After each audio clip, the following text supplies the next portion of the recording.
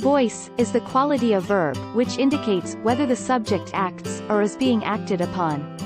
The two types of voice are active and passive.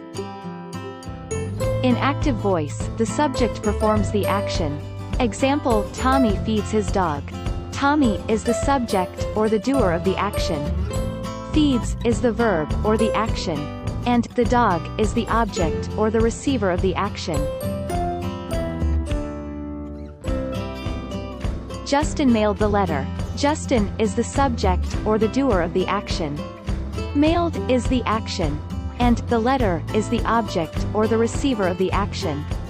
In writing the active voice, follow the format: subject plus verb plus object. In passive voice, the subject receives the action.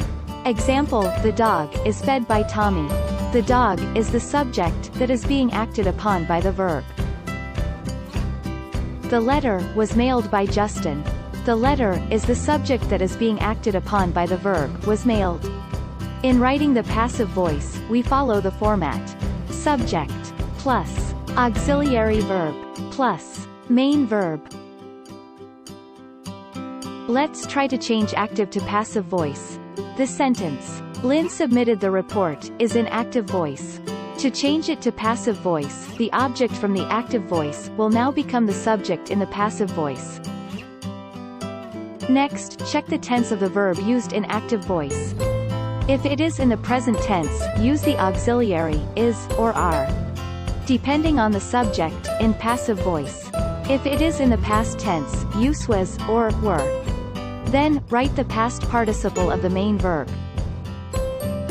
Lastly, place the active sentences subject to a phrase, beginning with the preposition by.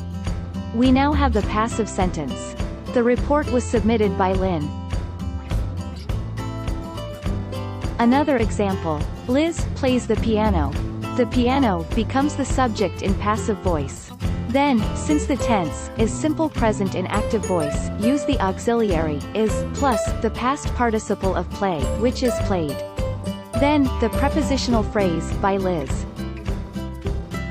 Change this sentence to passive voice. The dolphins learned difficult tricks. You may pause this video to think. The answer is, the difficult tricks were learned by the dolphins. Do not forget to hit like.